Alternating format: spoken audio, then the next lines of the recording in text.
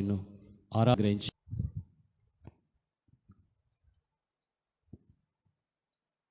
ఎందుకంటే నిజమైన ఆరాధన ఉంది, వ్యర్థమైన ఆరాధన ఉంది.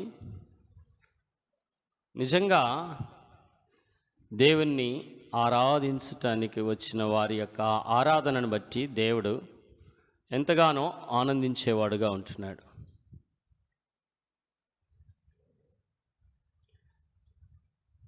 దేవునిని ఆరాధించాలి అంటే మన వ్యక్తిగత జీవితాల్లో ఆ ప్రభువైన యేసుక్రీస్తు వారితో వ్యక్తిగత సహవాసము కలిగి ఉండాలి. ఏం కలిగి ఉండాలి? వ్యక్తిగత సహవాసం. ఈ దినము ఎంతమంది వ్యక్తిగతంగా దేవునితో సహవాసం చేశారు? ఎంత సమయమైనా కావచ్చు, ఒక్కొక్కరికి కొంత సమయం, 5 నిమిషాలు, 10 నిమిషాలు, పావు గంట, అర్ధగంట, గంట. వ్యక్తిగత సహవాసము లేకుండా మనము ప్రభువుని దేవుడు కోరిన రీతిలో ఆరాధించలేము.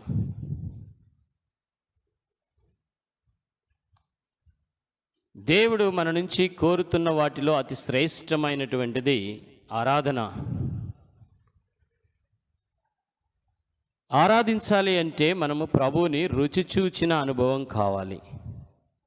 మన వ్యక్తిగత జీవితాల్లో ఆయన్ని ఎలా ఆస్వాదిస్తూ ఉంటున్నాం, ఆయనని ఎలా రుచి చూస్తూ ఉంటున్నాం, ఆయన మనకు ఏమై ఉంటున్నాడు, అది అనుభవపూర్వకముగా మన యొక్క హృదయాన్ని దేవుని సన్నిధిలో కుమ్మరించటమే ఆరాధన. అయితే నేటి దినాలలో ఆరాధన అనేటువంటి పదము, ఆరాధన అనేటువంటి ప్రక్రియ చాలా పెడద్రోవ పట్టింది. ఎందుకంటే ఆరాధన అనేటువంటిది పెదవుల నుంచి వచ్చేది కాదు, ఇది అంతరంగము నుంచి ఆరంభమవుతుంది. ఒక వ్యక్తి జీవితంలో దేవునిని ఆరాధించటము ఆరంభించిన తర్వాత అది ముగించటం అంటూ ఇంకా ఉండదండి. ఆరాధన అనేటువంటిది కేవలం ఆదివారము 10 నిమిషాల సమయానికి కేటాయించింది కాదు. ఎప్పుడైతే నువ్వు నీ యొక్క రక్షకుని ప్రేమను రుచి చూసావో ఆ క్షణము నుంచి ఆరంభమవుతుంది. ఆరంభించినటువంటి ఆ ఆరాధన అనుదినము, అనుక్షణము, ప్రతి దినము కూడా ఆ ఆరాధన అనుభవం అనేటువంటిది అభివృద్ధి చెందుతూ వెళ్తుంది. అలాగా దేవునిని ఆరాధిస్తూ ఉంటున్నాం. అయితే దేవుడు మన ఆరాధనని అంగీకరించాలి అంటే దానికంటే ముందుగా నువ్వు అంగీకరించబడాలి. విధేయత లేనటువంటి జీవితముతో ఆరాధించే ఆరాధన దేవుని తృప్తిపరచలేదు. వ్యక్తిగత సాక్ష్యము లేనటువంటి జీవితాన్ని కలిగి ఆరాధించే ఆరాధన దేవుణ్ణి తృప్తిపరచలేదు, సంతోషపరచలేదు.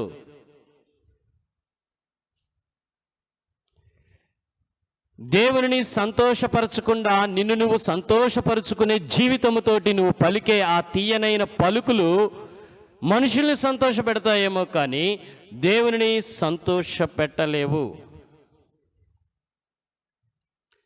కాబట్టి దేవుడు మన ఆరాధనని అంగీకరించాలి అంటే ముందుగా మనము అంగీకరించబడాలి.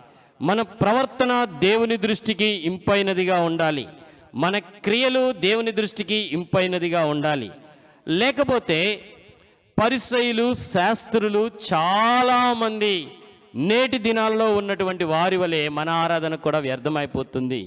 అందుకే యేసుక్రీస్తు ప్రభువారు స్వయాన ఆరాధన వ్యర్థమైపోతుంది అనేటువంటి మాటని మత్తయి సువార్త 15వ అధ్యాయం, దయచేసి చూడండి. మత్తయి సువార్త 15వ అధ్యాయం 8వ వచనము. మత్తయి సువార్త 15వ అధ్యాయము.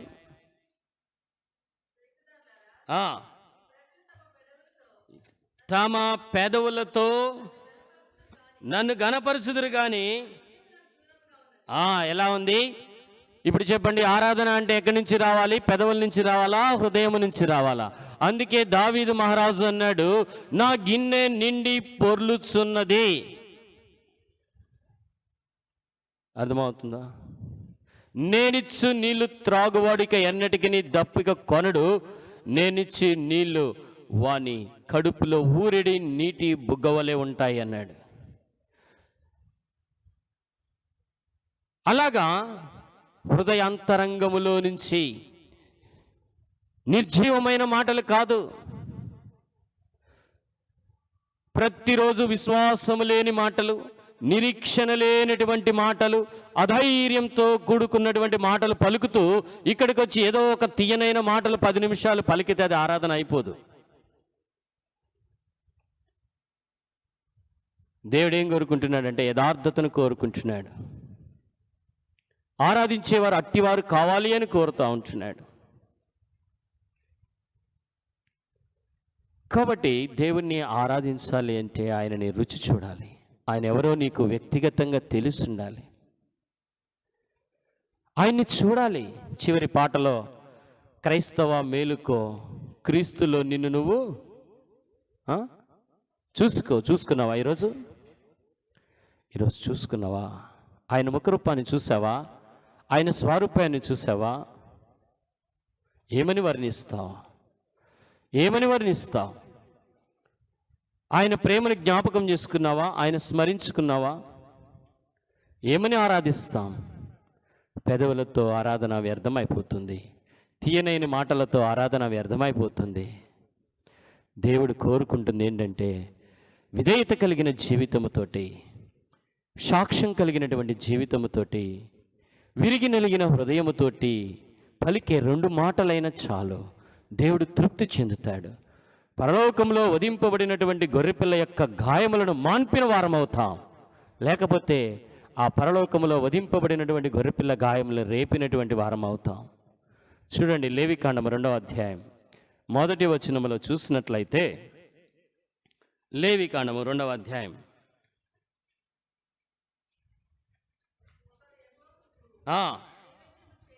ఒకడు యెహోవాకు నైవేద్యము చేయనప్పుడు అతడు అర్పించున్నది గోధుమ పిండిదై ఉండవలెను. నూనె పోసి సాంబ్రాణి వేసి, చాలండి, ఏం చేయాలట? గోధుమ పిండిదై ఉండవలెను. అతడు దాని మీద ఏం పోయాలా? నూనె పోసి సాంబ్రాణి వేసి. తర్వాత చూడండి 3వ వచనము, ఆ నైవేద్య శేషము అహరోనుకును యెహోవాకు అర్పించు హోమములో. చూడండి, స్తుతి, కృతజ్ఞత, ఆరాధన, ఈ మూడిటికి చాలా వ్యత్యాసం ఉంటుంది. ఆరాధన అనేటువంటిది చాలా పరిశుద్ధమైనటువంటిది. కృతజ్ఞత, నీకు ఇచ్చిన ప్రతి దేనిని దాన్ని బట్టి కూడా నువ్వు తిరిగి ప్రభువుకి కృతజ్ఞత చెల్లించటం. థ్యాంక్స్ ప్రభువా, ఇది ఇచ్చినందుకు వందనాలు ప్రభువా అని చెల్లించటం అనేది కృతజ్ఞత అయితే, ఇతరుల ముందు దేవుడు నీకు చేసినటువంటి ఆ ఉపకారాన్ని వారి ఎదుట నీ ప్రభువుని పొగుడుట స్తుతి అయితే, ఆరాధన అనేటువంటిది నీకు నీ ప్రభువుకు ఉన్నటువంటి వ్యక్తిగత నడక, వ్యక్తిగత అనుభవం, వ్యక్తిగత జీవితంలో క్షణక్షణము ఆయన నీకు ఏ విధంగా సహాయపడతా ఉన్నాడో ఆ అనుభవాన్ని వర్ణించటమే. ఈ వారమంతా ఎలా నడిపించాడు, ఈ వారంలో నిన్ను ఎలా ఆదరించాడు, ఈ వారంలో నీకు ఏ విధంగా ఆయన సహాయపడ్డాడు. అలాగా మన వ్యక్తిగత జీవితంలో ఆరాధన అనేటువంటిది మాటలకు పరిమితం కాకూడదు. చాలామంది ఆరాధన నేర్చుకుంటారు. నేర్చుకుంటారు. ఉదాహరణకి నేనే ఆరంభ దినాల్లో నేర్చుకున్న ఆరాధననే. ఎందుకంటే ఇక్కడ కొంతమంది ఆత్మీయులు ఉంటారు, వాళ్ళు చక్కని పదాలు, ప్రార్థన నేర్చుకుంటారు, ఆరాధన నేర్చుకుంటారు, పదాలు వల్లిస్తారు. అది ఆరాధన కాదు, మనుషులు సంతోషపెట్టచ్చు. కానీ దేవుడు విధేయత కలిగినటువంటి జీవితంతో, మన ప్రవర్తన దేవునికి ప్రీతికరమైన ప్రవర్తన కలిగినటువంటి జీవితంతో పలికే పలుకులు.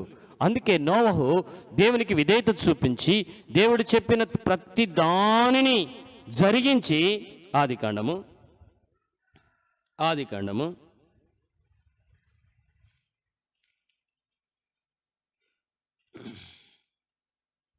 8వ అధ్యాయం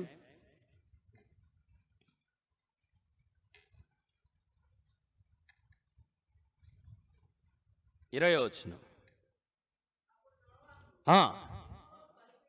యెహోవాకు బలిపీఠము కట్టి పవిత్ర పశువులన్నిటిలోను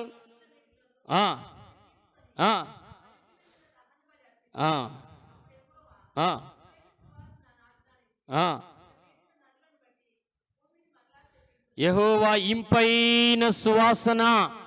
ఇందాక మనం చదువుకున్నటువంటి భాగం లేవికాండం 2వ అధ్యాయంలో సాంబ్రాణి ఏం సూచిస్తుందంటే పరిమళ సువాసన కలిగిన నీ వ్యక్తిగత జీవితం. పరిమళ సువాసన లేదు, నీ జీవితము దుర్వాసన. ఇక్కడికి వచ్చిన ఆరాధించాలి అంటే ఆరాధన ఎవరి కోసమండి? దేవునికి ఇంపైనదిగా ఉండాలి. అందుకే ఆదికాండం 4లో హేబేలును మొదట అంగీకరించాడు, తర్వాతనే ఆయన అర్పణ. ముందు నువ్వు అంగీకరించబడాలి, నీ జీవితం అంగీకరించబడాలి, నీ ప్రవర్తన దేవుని దృష్టికి ఇష్టమైనదై ఉండాలి. అప్పుడు ఆరాధించు. 2 మాటలు చాలండి, ఆయన ఆనందిస్తాడు, తండ్రి ఆనందిస్తాడు. నీ కొరకు నా కొరకు కుమారుణ్ణి దేవుని గొర్రెపిల్లగా బలికి అప్పగించినటువంటి తండ్రి సంతోషపడతాడు. తండ్రి సంతోషపడతాడు, లేకపోతే దుఃఖపడతాడు. ఆరాధన ఆరంభమై ఎప్పటికీ ముగియదు. ఆ ఆరాధనలో అంతస్తు వెంబడి అంతస్తు, స్థాయి వెంబడి స్థాయి, పర్సంటేజ్ వెంబడి పర్సంటేజ్, ఇంకా నిత్యత్వం అంతా కొనసాగుతూనే ఉంటుంది. అర్థమవుతుందా? అటువంటి ఆరాధనని దేవుడు కోరుతా ఉంటున్నాడు. అటువంటి ఆరాధన అర్పించేటువంటి ప్రియులైన పిల్లలుగా నోవాహు వలె మనం ఉండాలి దేవుని సన్నిధికి. అందుకే నేను అన్నాను, ఎంతోమంది నిజముగా ఆరాధించడానికి వచ్చారు. ఇశ్రాయేలీయులు చేయి స్తోత్రముల మీద ఆసీనుడై ఉండాలి అని కోరుకుంటున్నాడు దేవుడు. కాబట్టి దేవుని సన్నిధిలో దేవుని ఆరాధించడానికి వచ్చిన మనం ముందుగా మన హృదయాలను సిద్ధపరచుకోవాలి, హృదయంతో ఆరాధించాలి. చాలామంది ఆరాధన అతిశయపడతారు. ఆరాధనలో మనం కనపడకూడదు, మన ప్రభు కనపడాలి, మన ప్రభు గొప్పతనం కనపడాలి, మన ప్రభు త్యాగం కనపడాలి. మనం కనపడకూడదు. అనేక పర్యాలు అతిశయంతో ఆరాధిస్తాం, స్వనీతితో ఆరాధిస్తూ ఉంటాం. కాదు, అది ఆత్మతో చేసినట్లు కాదు. అందుకే ఏమన్నాడంటే, మీకు తెలియని దాన్ని తెలుసుకోక ఆరాధిస్తూ ఉంటున్నాం. తెలుసుకోవాలి, ఆత్మతో సత్యముతో ఆరాధించాలి. అలాంటి ఆరాధన దేవునికి ఎంతో ఇష్టమైనది. అందుకే చూడండి, లేవికాండం 2వ అధ్యాయం 13వ వచనం చూడండి. లేవికాండము 2వ అధ్యాయం 13వ వచనాన్ని చూసినట్లయితే, నీవర్పించు ప్రతి నైవేద్యమునకు ఉప్పు దేనికి సాదృశ్యం అండి? క్రొత్త నిబంధనలో మీరు రుచి కాదమ్మా, అది శారీరకంగా సాక్ష్యం. నీ జీవితం, నీ నడవడిక, క్రీస్తు నెరిగిన తర్వాత నువ్వు సరైన నడవడిక లేకుండా ఉప్పు, మీరు లోకమునకు ఉప్పు అయి ఉన్నారు. ఉప్పు నిస్సారమైతే అది ఏం చేయబడుతుంది? త్రొక్కబడుతుంది కదా. కాబట్టి ఉప్పు చేర్చాలి. సాక్ష్యం కావాలి ఆరాధనకి, జీవితం కావాలి ఆరాధనకి, ప్రభుని రుచి చూచే అనుభవం కావాలి. ఇటువంటి అనుభవంతో మనము దేవుణ్ణి కొంత సమయమైనా సరే ఆరాధించాలని దేవుడు కోరుతా ఉంటున్నాడు. దేవుని ప్రేమను భక్తుల యొక్క అనుభవాల్లో నా వ్యక్తిగత అనుభవంతో క్రోడీకరించి కొన్ని మాటలు మనం జ్ఞాపకం చేసుకొని ఆ యొక్క అనుభవాలతో మన జీవితంలో మన ప్రభువుని మనము ఆరాధించినట్లు లేఖన భాగము కొరకాయ కీర్తనల గ్రంథము 32వ అధ్యాయం. కీర్తనల గ్రంథము 32వ అధ్యాయం. మార్చి చదువుకుందాము. కీర్తనల గ్రంథము 32వ అధ్యాయము. తన అతిక్రమములకు పరిహారము నొందినవాడు, తన పాపమునకు ప్రాయశ్చిత్తము నొందినవాడు ధన్యుడు. . '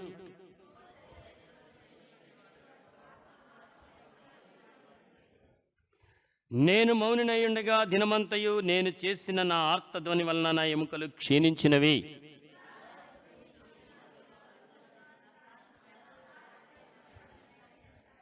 నా దోషమును కప్పుకొనక నీ ఎదుట నా పాపమును ఒప్పుకొంటిని. యెహోవా సన్నిధిని నా అతిక్రమములు ఒప్పుకొందుననుకొంటిని. నీవు నా పాపదోషమును పరిహరించి ఉన్నావు.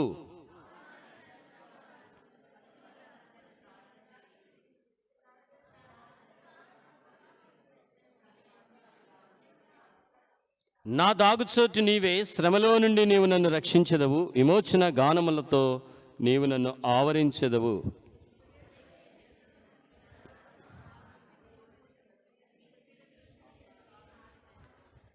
బుద్ధి జ్ఞానము లేని గుర్రము వలనైనను కంచర గాడిద వలనైనను మీరుండకుడి. అవి నీ దగ్గరకు తేబడినట్లు వాటి నోరు వారుతోనూ కలెముతోనూ బిగింపవలెను.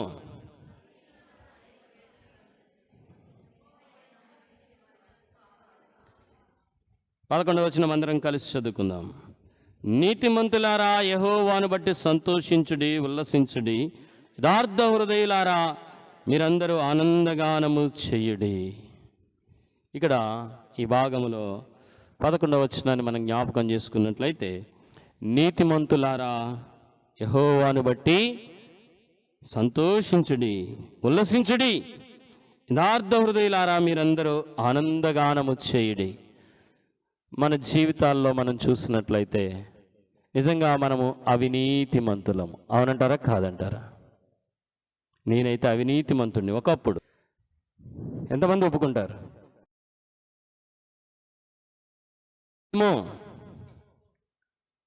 నిజంగా ఇది నా పడరు. చాలామంది మెచ్చుకుంటే, ఎవరైనా సరే బయట దేవుని ప్రజలైనా వాళ్ళని ప్రశంసించండి, వాళ్ళని పొగడండి, మిమ్మల్ని మెచ్చుకుంటారు. కానీ వారిని మీరు మంచివాళ్ళు కాదు అని అంటే వారు తట్టుకోలేరు, వారు ఒప్పుకోవడానికి ఇష్టపడరు. అందుకే యేసుక్రీస్తు ప్రభువారు ఆ సమరయ స్త్రీని దర్శించడానికి కారణం ఏంటంటే, అమ్మా నీ పెనిమిటిని తీసుకొని రా అన్నప్పుడు, అయ్యా నాకు పెనిమిటి, ఆమె యొక్క యథార్థ హృదయాన్ని దేవుడు చూశాడు. అందుకే ఇక్కడ దేవుని బట్టి ఎవరు ఆనందిస్తారు అంటే యథార్థ హృదయం గలవారు. ఇక్కడ రాశాడు చూడండి 11వ వచనంలో, యథార్థ హృదయులారా మీరందరూ కూడా ఆనందగానము చేయండి. ఒకప్పుడు యథార్థత లేదు, వేషధారణ, అర్థమవుతుందా? లేనిది ఉన్నది కల్పించినటువంటి జీవితం. ఇక్కడ ఎవరు ప్రభువులో ఆనందిస్తారంటే, నీతిమంతులారా యెహోవాను బట్టి ఆనందించుడి. నీతియే లేని మా నీచ బ్రతుకుల్ యందు మాయేను. నీతియే లేని మా నీచ బ్రతుకుల్ నీ యందు స్థిరమాయేను.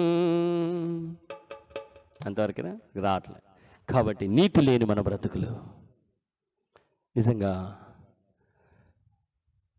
మనము దేవుని సన్నిధిలో ఉన్నప్పుడు మనము ఏ స్థితిలో నుంచి ఏ స్థితిలోకి వచ్చామో, భవిష్యత్తులో ఏ స్థితిలో ఉండబోతున్నామో ఎరిగినటువంటి అనుభవంతో మనము దేవుని ఆరాధించాలి. మన పూర్వపు స్థితి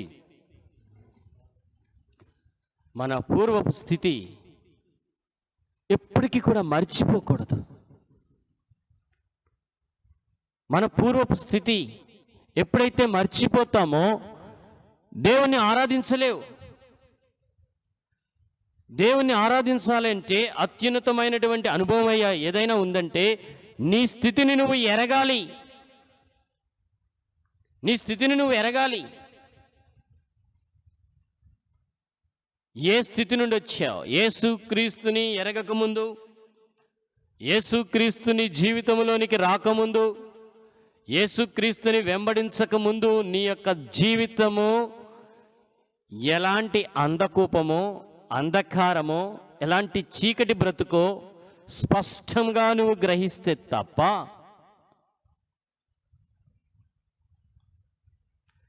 దేవుణ్ణి నువ్వు ఆరాధించలేవు. ఆయన ప్రేమ యొక్క గొప్పతనాన్ని నువ్వు ఎరగలేవు.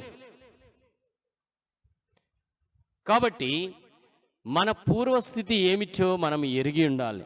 అందుకే అపోస్తలుడైన పౌలు అన్నాడు, పూర్వము నేను హింసకుడును. అది ఆయన జీవితము. నా జీవితము నేను స్పష్టముగా ఎరిగిన వాడనై దేవుని సన్నిధిలో కూర్చోవాలి. ఒకప్పుడు నా స్థితి ఏమిటి, ప్రస్తుతము నేను ఏ స్థితిలో ఉన్నాను, భవిష్యత్తులో ప్రభువైన యేసు క్రీస్తు ద్వారా నాకు కలగబోయే స్థితి ఏమిటో కూడా మనం ఎరిగి ఉండాలి. కాబట్టి ఎవరైతే ప్రభువైన యేసు క్రీస్తునందు విశ్వాసమూలమున నీతిమంతులుగా తీర్చబడ్డారో వారు సంతోషిస్తారు, వారు ఉల్లసిస్తారు. ఎందుకంటే వారు యథార్థంగా వారి స్థితిని దేవునికి తెలియజేసినటువంటి దినము ఒకటి వారి జీవితంలో ఉంటుంది. పశ్చాత్తాపము ద్వారా దేవునికి తెలియజేసినటువంటి ఒక దినం ఖచ్చితంగా ఉంటుంది.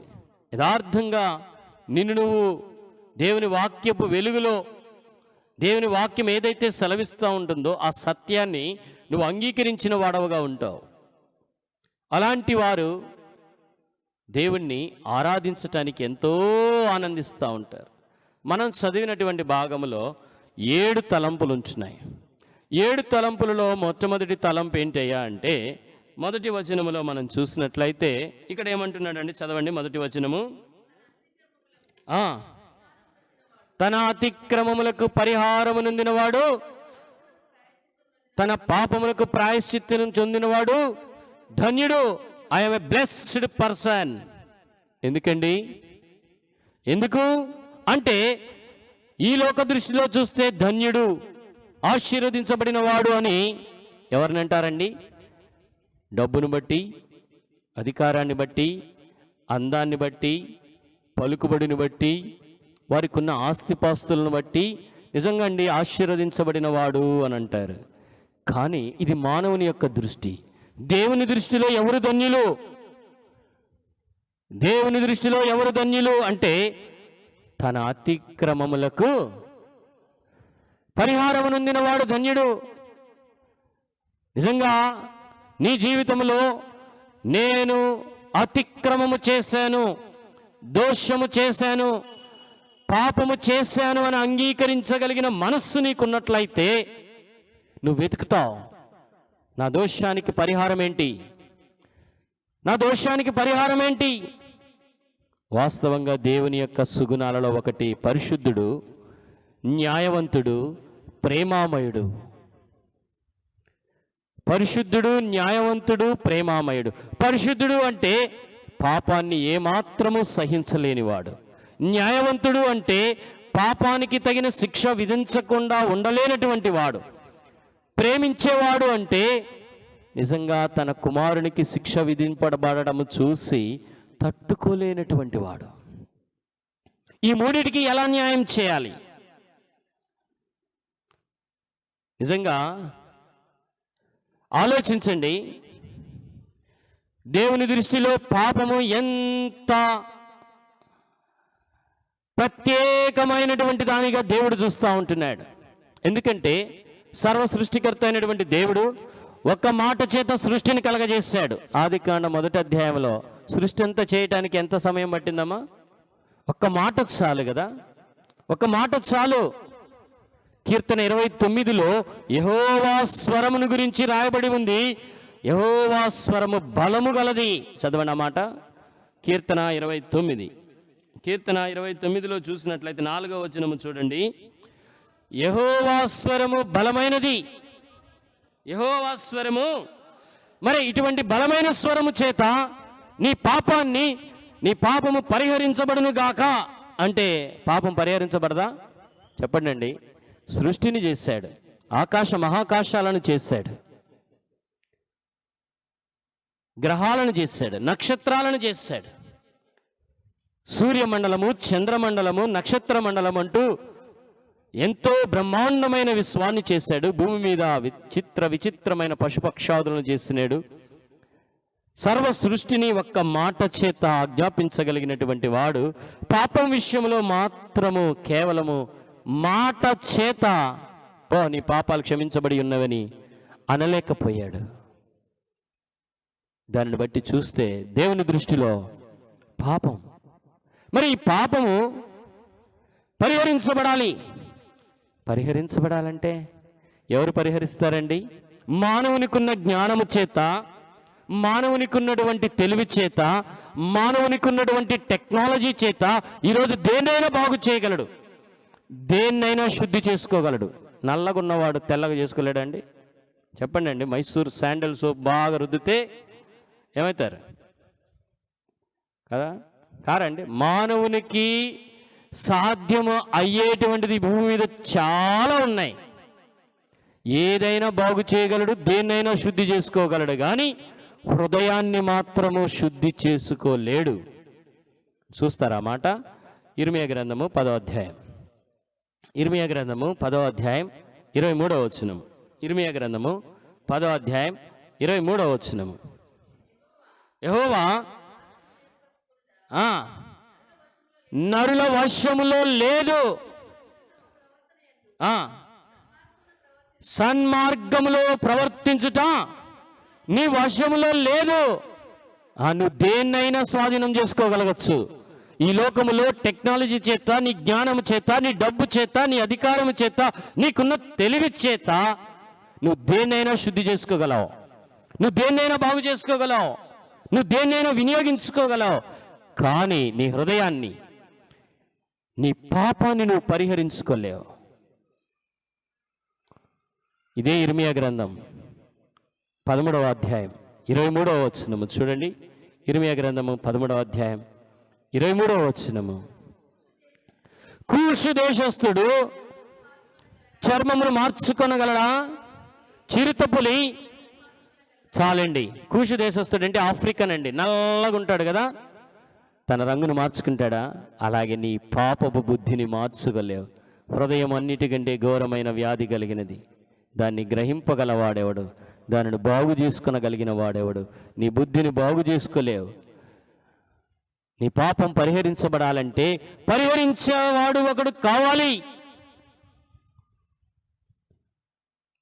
ఒక పాపిని పాపము నుంచి విడిపించాలి అంటే నీతిమంతుడు ఈ భూమి మీదకి రావాలి. యోబు గ్రంథం 14వ అధ్యాయం 4వ వచనము. యోబు గ్రంథము 14వ అధ్యాయం 4వ వచనాన్ని మనం చూసినట్లయితే, పాప సహితునిలో నుండి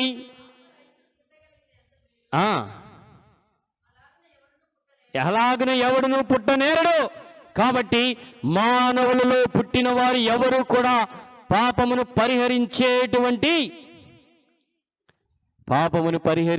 శక్తి సామర్థ్యాలు లేవు. ఈ లోకంలో గొప్పవాడనబడిన వారు, సమాజాన్ని ఉద్ధరించిన వారు, సమాజంలో అనేక రకములైన పెనుమార్పులు తీసుకొచ్చినటువంటి వారు ఎంతోమంది చరిత్రలో నిలిచిపోయారు. కానీ పాపాన్ని పరిహరించేవాడు ఒకడే ఒకడు, పాపము లేనివాడు. యోహాను సువార్త 8వ అధ్యాయం 46వ వచనములో ఈ లోకానికి మన ప్రభువైన యేసుక్రీస్తు వారు పరిశుద్ధత విషయంలో సవాలు విసిరినాడు. చదవండి. నా యందు పాపమున్నదని ఎవడు స్థాపించగలడు? ఈనాటికి అది ప్రశ్నార్థకమే. ఇంతవరకు ఎవరు కూడా యేసు ప్రభువులో అటువంటి పరిపూర్ణుడు, అటువంటి పరిశుద్ధుడు నీ కొరకు, నా కొరకై, నీ పాపము నిమిత్తము. ఒక్కసారి గుర్తుంచుకోండి, దేవుడు న్యాయవంతుడు అనే సుగుణాన్ని చెప్పాను. వాస్తవంగా నీవు నేను దేవుని లేఖనాల ప్రకారము దేవుని ఆజ్ఞను అతిక్రమించి, దేవుని చట్టాన్ని అతిక్రమించి పాపం చేసినటువంటి వారం. ఆ పాపానికి పరిహారం నా వల్ల కాదు. ఈ లోకంలో నువ్వు ఎలాంటి మంచి క్రియలు చేసినప్పటికీ ఇశ్రాయేలీలు అంటున్నారు, యెషయా గ్రంథం 64వ అధ్యాయం 6వ వచనములో, మా నీతి క్రియలు మురికి పేలికలు. పాప పరిహారము అనేటువంటిది మంచి పనుల వల్ల జరగదు, పుణ్యకార్యాల వలన జరగదు, ధర్మకార్యాల వలన జరగదు. అర్థమవుతుందా? దేవుణ్ణి దృష్టితో పాపము చూసినట్లయితే నిజంగా పాపం ఎంత ఘోరమైనది. పాపానికి శిక్ష విధించాల్సిందే. చూసి చూడనట్లుగా వదిలివేయడు. న్యాయవంతుడైనటువంటి దేవుడు పాపానికి శిక్ష విధించాల్సిందే. నీ జీవితంలో ధన్యుడువు ఎప్పుడంటే నీ అతిక్రమములకు పరిహారము నొందినవాడు. తన పాపము కైకరకాయ ప్రాయశ్చిత్తము నొందినవాడు ధన్యుడు. ఏమండి, నాకు 4 బంగాళాలు ఉన్నాయండి, నేను ధన్యుణ్ణి అంటే కుదరదు. అర్థమవుతుందా? ముఖేష్ అంబానీ, అనిల్ అంబానీ లాంటి వాళ్ళు ఉన్నారు, ఎన్నో కోట్ల ఆస్తుంది, వారు ధన్యులు అనలే. కారణం ఏంటంటే అలాంటి వారు ఎప్పుడూ కూడా నేను పాపిని అని అనుకోరు. వారు మేము మంచివారం అనుకుంటారు, మేము మంచి పనులు చేస్తున్నాం అనుకుంటారు, సమాజాన్ని ఉద్ధరిస్తున్నాం అనుకుంటారు. కానీ వారిని దేవుడు ధన్యుడు అనలే. తన అతిక్రమముల కొరకు ప్రాయశ్చిత్తము నొందినవాడు, పరిహారము నొందినవాడు, తన పాపమునకు ప్రాయశ్చిత్తము నొందినవాడు ధన్యుడు. నీ కొరకై నా కొరకై ప్రాయశ్చిత్తం అయిపోవటానికి యేసుక్రీస్తు ప్రభువారు దేవుని గొర్రెపిల్లగా వచ్చాడు. నీ పాపాన్ని బట్టి, నా పాపాన్ని బట్టి. యోబు అంటున్నాడు చూడండి, 33వ అధ్యాయం యోబు గ్రంథము 22వ వచనము. యోబు గ్రంథము 33వ అధ్యాయం 22వ వచనం మనం చూసినట్లయితే, యెహోవా 33:22 అమ్మా, వాడు సమాధికి సమీపించును, సంహారకుల యొద్దను నరులకు యుక్తమైనది ఏదో దానిని వానికి తెలియజేయుటకు వేలాది దూతలలో గనుడగు ఒకడు.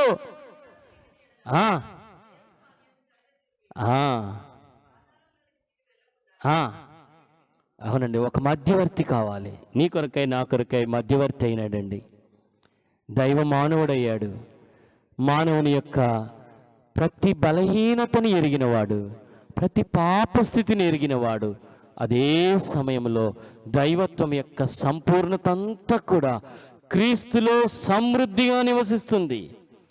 యేసుక్రీస్తు ప్రభువారు నీ పాప పరిహారము కొరకాయ దైవ మానవుడిగా ఈ లోకానికి దిగొచ్చాడు. దేవుని గొర్రెపిల్లగా సిలువకి అప్పగించుకున్నాడు. పాపం ఎలా పరిహరించబడుతుందండి? నీ హృదయం ఎలా శుద్ధీకరించబడుతుంది? ఈ లోకములో యేసుక్రీస్తు రక్తము తప్ప ఇంకెక్కడ కూడా. హెబ్రీ రాసిన పత్రిక 9వ అధ్యాయం 14వ వచనం. హెబ్రీ రాసిన పత్రిక 9వ అధ్యాయం 14వ వచనం.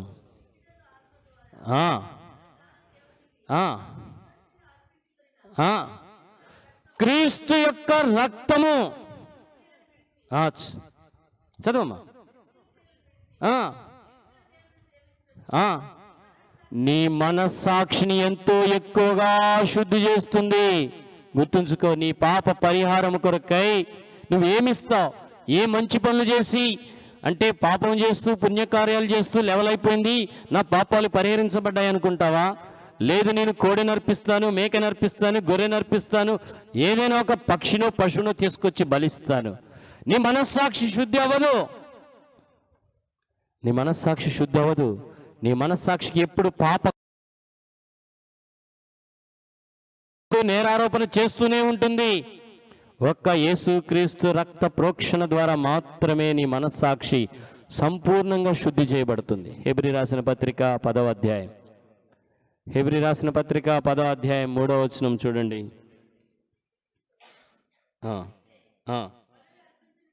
బలులు అర్పించుట చేత ఏటేట పాపములు జ్ఞాపకమునకు వస్తుంటున్నాయి.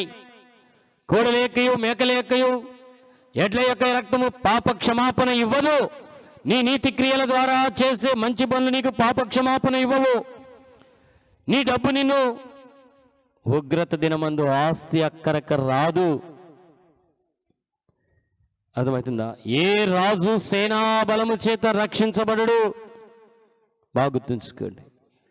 నీ పాపము యొక్క విలువ ఒక పరిశుద్ధుని యొక్క బలి, ఒక పరిశుద్ధుని యొక్క త్యాగం. దైవ మానవుడిగా ఈ లోకానికి దిగి వచ్చి నీ నిమిత్తమై నా నిమిత్తమై నీ కొరకు నా కొరకు బదులుగా ఆయన కలువరి సిలువలో ప్రాణం పెట్టవలసి వచ్చింది. సృష్టికర్త అండి, ఒక మాట సెలవిస్తే సమస్తాన్ని తుడిచివేయగలడు. కానీ ఇంకో విషయం తెలుసా? చాలా ఆశ్చర్యకరమైన విషయం ఏంటో తెలుసా? దేవదూతల కోసం ప్రాణం పెట్టడానికి రాలేదు. దేవదూతలకి పాపము చేస్తే శిక్ష విధించాడు.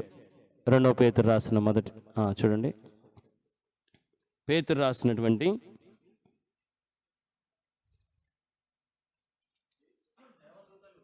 అధ్యాయం చెప్పాలి. 2 పేతురు 1 పేతురా 2వ అధ్యాయము 4వ వచనం. పేతురు రాసిన 2వ పత్రిక 2వ అధ్యాయము 4వ వచనము. దేవదూతలు పాపము చేసినప్పుడు వారిని విడిచిపెట్టక, గుర్తుంచుకోండి, దేవదూతలు నీకంటే నాకంటే శ్రేష్ఠులు, పరిశుద్ధులు. వారికి పాపం తెలియదు, కానీ అలాంటి వారు కూడా పాపం చేసిన సందర్భంలో వారికి కనికరం లేదు, వారికి కృప లేదు. కారణం ఎందుకో తెలుసా? ఇంకొక మాట చూద్దాం. యూదా రాసిన పత్రిక 1వ అధ్యాయం 6వ వచనము. యూదా రాసిన పత్రిక 1వ అధ్యాయం 6వ వచనము చూడండి. మరియు తమ ప్రధానత్వమును నిలుపు కనుక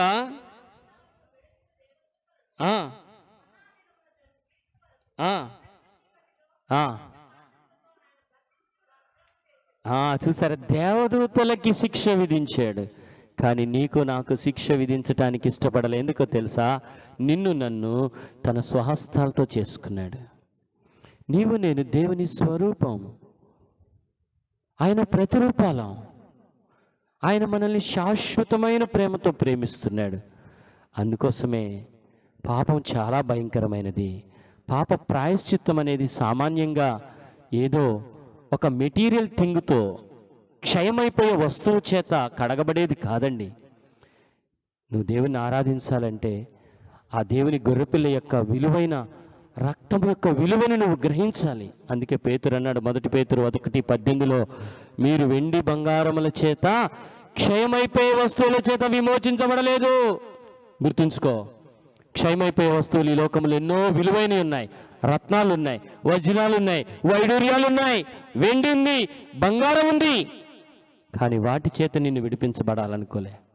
ఆ దేవాతి దేవుడే, ఆయనే శరీరము దాల్చి, ఆయనే దైవ మానవుడిగా నీ పాపం కొరకై, నా పాపం కొరకై, నిన్ను నీతిమంతునిగా తీర్చడం కొరకై క్రయం చెల్లించాడు. మంచివాని కోసం ఒకడు చనిపోవట అరుదండి. రోమపత్రిక 5వ అధ్యాయం, దయచేసి చదవండి. రోమపత్రిక 5వ అధ్యాయం, రోమపత్రిక 5వ అధ్యాయం వచనం చెప్పాలి. రోమపత్రిక 5వ అధ్యాయము 7వ వచనం చూడండి. నీతిమంతుని కొరకు అరుదు, మంచివాని కోసం కూడా ఒకరు ప్రాణత్యాగం చేయలేరు. వీడు చాలా మంచివాడని చెప్పచ్చు, కానీ నీ ప్రాణం అడ్డేసి వాడిని కాపాడలేవు. అటువంటిది చదవమ్మా, తర్వాత కంటిన్యూషన్ చేయండి. మంచివాని కొరకైన ఒకవేళ తెగింపవచ్చును.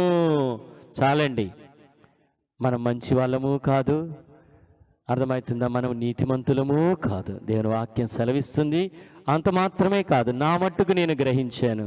నా పూర్వస్థితి నాకు తెలుసు, నా చీకటి స్థితి నాకు తెలుసు, నా దుర్మార్గత నాకు తెలుసు, నా పాపము నాకు తెలుసు, నేను దేవునికి విరోధముగా ఎలా జీవించానో నాకు తెలుసు.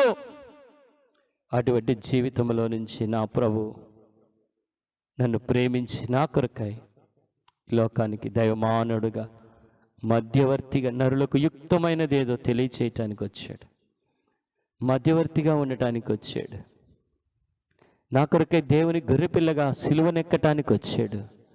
నా పాపాన్ని పరిహరించుట కొరకై నా పాపమును ఆయన మీద వేసుకుని ఆయన నీతిని నాకు ఇచ్చాడు. 2 కొరింథీ 5:21 ఉంటుంది కదా, ఆయన మన పాపమును తీసుకుని ఆయన నీతిని మనకిచ్చాడు, ఆయన పరిశుద్ధతను నాకు ఇచ్చాడు. నేను యేసుక్రీస్తు రక్తంలో కడగబడినందుకు నన్ను నిర్దోషి అంటున్నాడు. అందుకే యెహోవా చేత నిర్దోషి అనబడిన వాడు ధన్యుడు.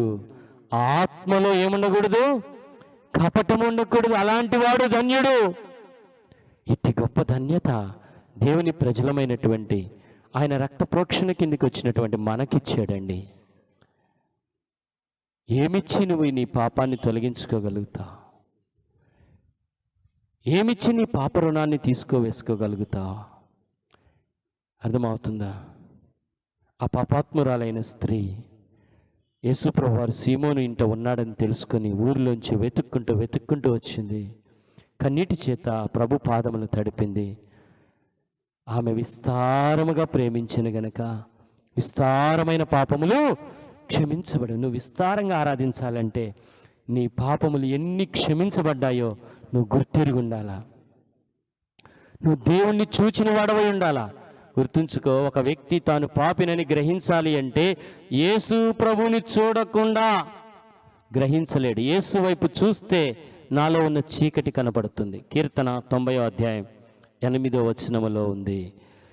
చూడండి, నీ ముఖ కాంతిలో నా రహస్య పాపములు కనబడుచున్నవి. యేసు వైపు చూస్తే నాలో చీకటి కనబడుతుంది.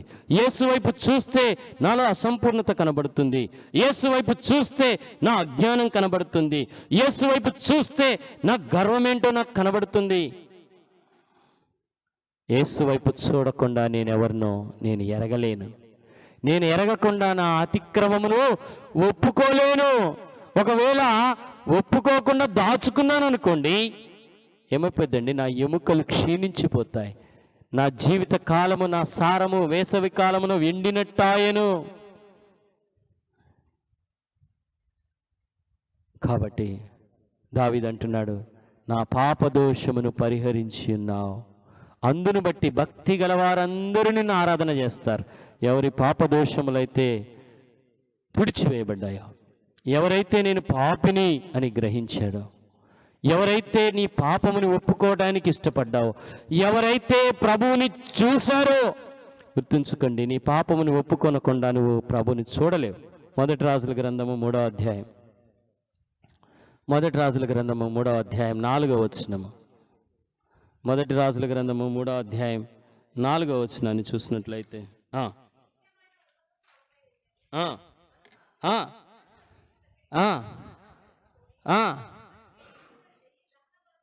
ఎన్ని దహన బలులు? 1000 దహన బలులు.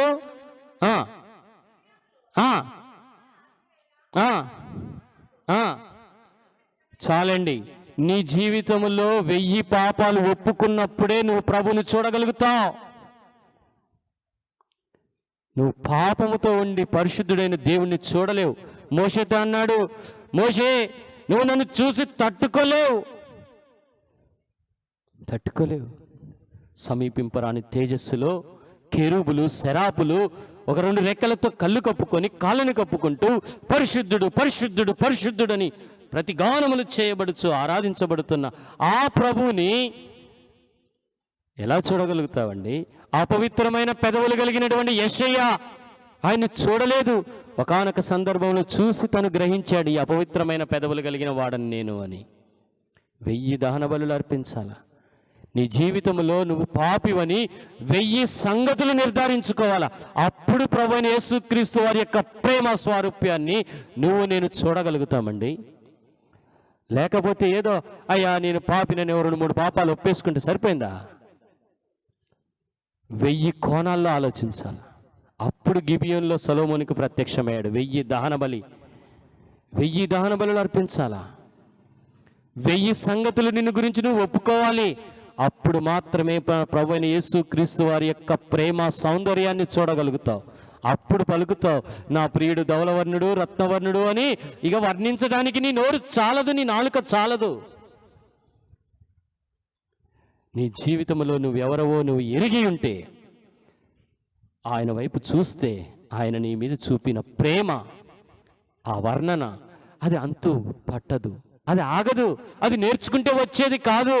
నువ్వెవరో నువ్వు గ్రహించి ఆయన ఎవరో, ఆయన ముఖదర్శనం ఏందో, ఆయన ముఖ్య స్వారూప్యం ఏమిటో నువ్వు చూడగలిగిన నాడు ఆటోమేటిక్గా దేవుని నువ్వు ఆరాధించగలుగుతావు. ఆ ప్రభు యొక్క సౌందర్యాన్ని నువ్వు నీ వ్యక్తిగత జీవితంతో ఆరాధించగలుగుతావు. దావీదు అటువంటి అనుభవంలోనికి వచ్చాడండి. దావీదు అటువంటి అనుభవంలోనికి వచ్చాడు. కాబట్టి అందుకోసమే పాప పరిహారము నొందినవాడు ధన్యుడు, యెహోవా చేత నిర్దోషి ఎంచబడిన వాడు ధన్యుడు. కాబట్టి దేవుని ప్రజలమైనటువంటి మన పాపము బహుఘోరమైనది. దాని కొరకు ఆ దేవాది దేవుడే ప్రాయశ్చిత్తం అయిపోవాల్సినటువంటి పరిస్థితి ఏర్పడింది. ఇది మొదటి విషయమే. మిగతా విషయాలు క్లుప్తంగా చూస్తాను. చూడండి 32వ కీర్తన. 32వ కీర్తన చూడండి. 32వ కీర్తన 6వ వచనం చదవండి.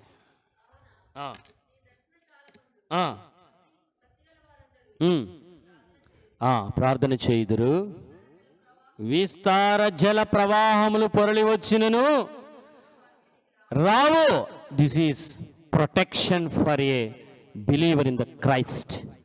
యేసు ప్రభునందు విశ్వసించిన ఒక వ్యక్తికి ఉండే కాపుదలండి. దేవుడు ఈనాడు నీ విశ్వాసము నా విశ్వాసము ఇంకా ఉందంటే కారణం ఎవరో తెలుసా? నా మధ్యవర్తి, నా విజ్ఞాపనకర్త. చూద్దామా? లూకాసు వార్త 22వ అధ్యాయం 31వ వచనములో పేతురుతో అంటున్నాడు. చూడండి, లూకాసు వార్త 22వ అధ్యాయం 31వ వచనము. చదవండి త్వరగా. సీమోను, సీమోను, సాతాను మిమ్మల్ని పట్టి గోధుమల వలె కోరుకొనేను గాని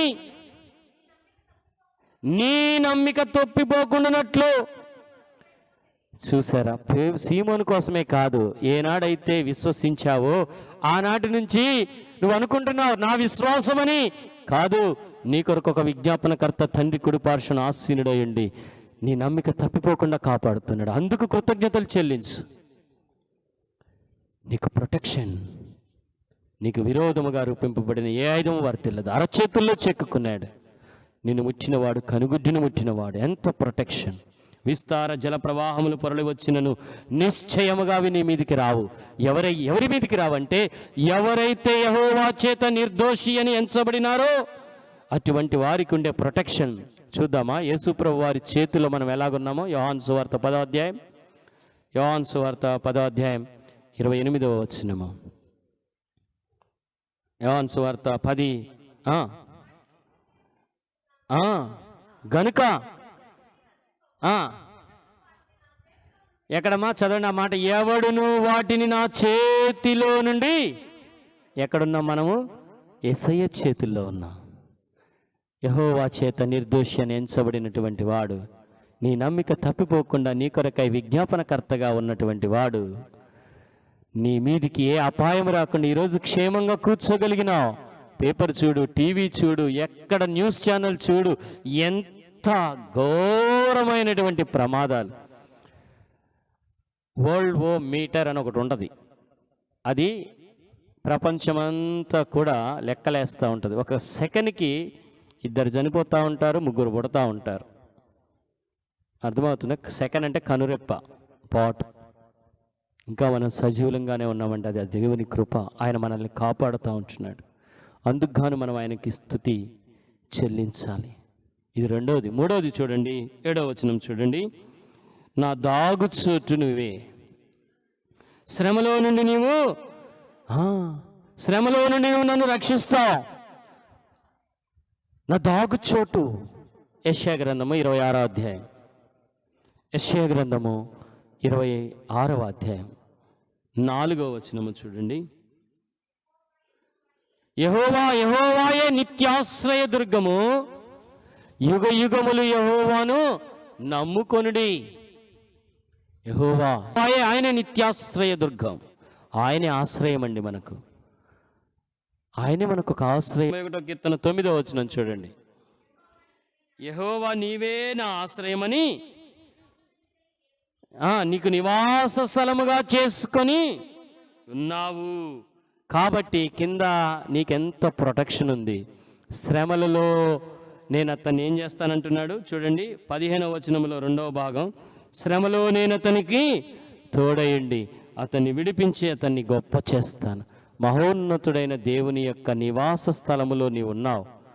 ఆయన ఇంటిలో నీవు ఉన్నావు, ఆయనలో నువ్వు ఉన్నావు, నీలో ఆయన ఉన్నాడు గనుక నువ్వు ఇంతవరకు నీకు ఆయన దాగుచోటుగా, ఆయన ఆశ్రయపురముగా ఉంటూ వచ్చినాడు. ఇది మూడవది. నాలుగవదిగా మనం చూసినట్లయితే చూడండి, కీర్తన 32 8వ వచనము. ఉపదేశము, గుర్తుంచుకోండి, ఉపదేశం చేస్తాడండి. ఆయనతో సహవాసం చేస్తే ఎంత చక్కగా నేర్పిస్తాడో తెలుసా? నువ్వు కూర్చోవాలా ఆయన సన్నిధిలో. నా ఉపదేశకుడు.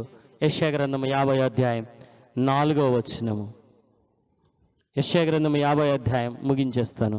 యెషయా గ్రంథము, అలసిన వానికి ఓరడించు మాటలా, ఓరడించు జ్ఞానమును నాకు కలిగినట్లు నాకు దయచేసి ఉన్నాడు. శిష్యులు వినినట్లుగా ప్రతి ఉదయమున నాకు వినుబుద్ధి పుట్టిస్తున్నాడు, నాకు ఉపదేశం చేస్తా ఉన్నాడు. నేను ధన్యుణ్ణి. సామెతల గ్రంథము 8వ అధ్యాయం 34వ వచనము. సామెతల గ్రంథము 8వ అధ్యాయం 34వ వచనము. అనుదినము నా గడప యొద్ద కనిపెట్టుకొని, నా ద్వారబంధముల యొద్ద కాచుకొని ఆయన ఉపదేశం వినాల. ప్రభా, ఈరోజు ఏం మాట్లాడతావు, ఈరోజు ఏం సెలవుస్తావు, అది ఎంత అనుభూతో తెలుసా? ఆయన ఉపదేశం విను. దేవుని మందిర ఆవరణంలో ఆయన ఉపదేశం వినటానికి వచ్చా. ఉపదేశం చేస్తాడండి, ప్రతి విషయాన్ని ఉపదేశం చేస్తాడు. నాలో ఉండి నన్ను నడిపిస్తాడు. యెషయా గ్రంథం 30వ అధ్యాయం 21వ వచనం. యెషయా గ్రంథం 30వ అధ్యాయం 21వ వచనము. త్వరగా యెషయా గ్రంథం 30వ అధ్యాయం 21వ వచనము.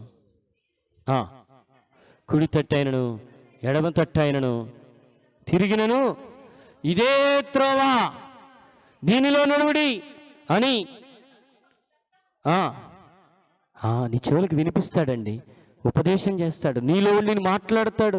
కుడి తట్టు ఎడమ తట్టు తిరగకుండా. ఎంత గొప్ప ధన్యత ఆయన ఉపదేశం వినటము. మరియమ్మ యేసు ప్రభు ఉపదేశం వినటానికి కూర్చుంది. ఈనాడు చాలామంది ఆయన ఉపదేశం వినటానికి. ఈరోజు ఏం బోధిస్తాడు, ఈరోజు కొరకైనా ఏం బోధిస్తాడు?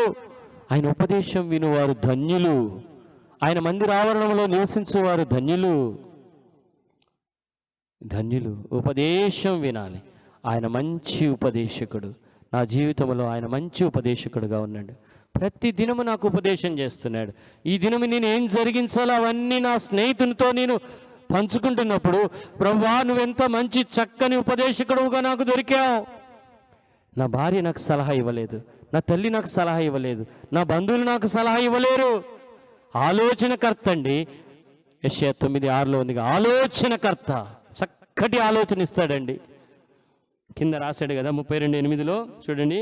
కీర్తన 32, నీకు ఉపదేశము చేసేదను, నీవు నడవలసిన మార్గములు నీకు నాకు బోధకుడు.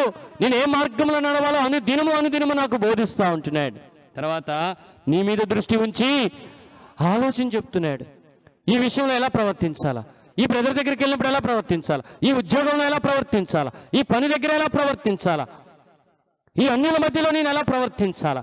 ఎంతటి చక్కటి ఆలోచనకర్త అండి, చక్కటి ఆలోచనకర్త. నా మీద దృష్టి పెట్టాడు, ఆలోచన చెప్తున్నాడు, స్వరం వినిపిస్తున్నాడు, ఉపదేశం చేస్తూ ఉంటున్నాడు, వినుబుద్ధి పుట్టిస్తూ ఉంటున్నాడు.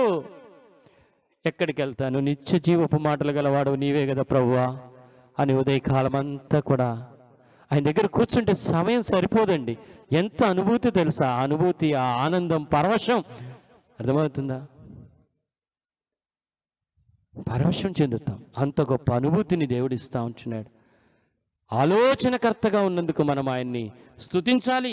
ఇంకా మనం చూసినట్లయితే చూడండి, తర్వాత 10వ వచనం చూడండి. 10వ వచనం చూడండి. భక్తిహీనులకు అనేక వేదనలు, కానీ నేను భక్తిహీనుని కాదు, నేను దేవుని విడిచిన వాడను కాదు. నాకు నెమ్మది ఉంది, నాకు సమాధానం ఉంది. ఆ లోకం ఇచ్చే శాంతి కాదు, ఆయన ఇచ్చిన సమాధానం, అంతరంగ సమాధానమును నాలో నింపినాడండి. యోహాను సువార్త 14:27 లోకం ఇచ్చే శాంతిని ఇవ్వలేదు.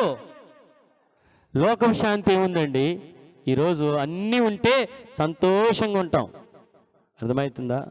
మీ హృదయములను కలవరపడనీయుకుడి అని చెప్పిన యేసయ్య నా జీవితంలో ప్రతి పరిస్థితిలో సమాధానంగా ఉండగలిగే ఆయన సమాధానాన్ని నాకు ఇచ్చాడు. ఆ సమాధానం షాపుల్లో దొరికితే కొనుక్కునేది కాదు. బయట వ్యక్తులు ఇచ్చేది కాదు, ఎవరో ఏదో మాట్లాడితే వచ్చేది కాదు.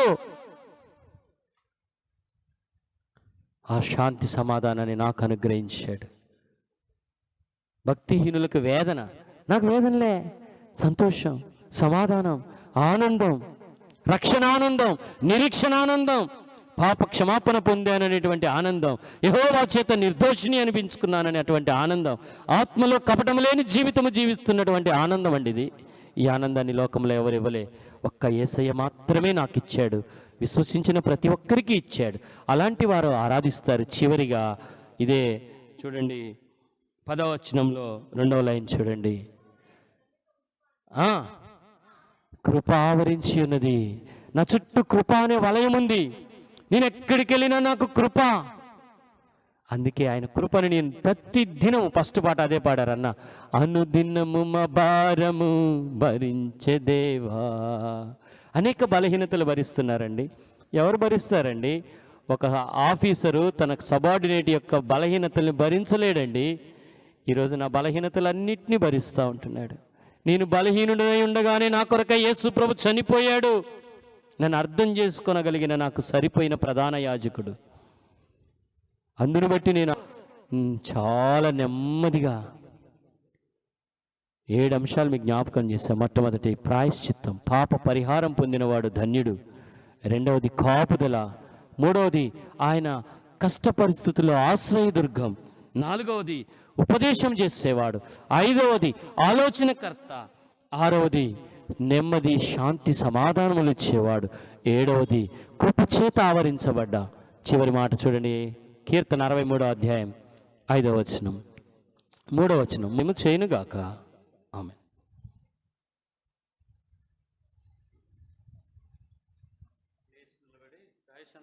రండి, పాట పాడుకొని ఆరాధనలోకి వెళ్దాం.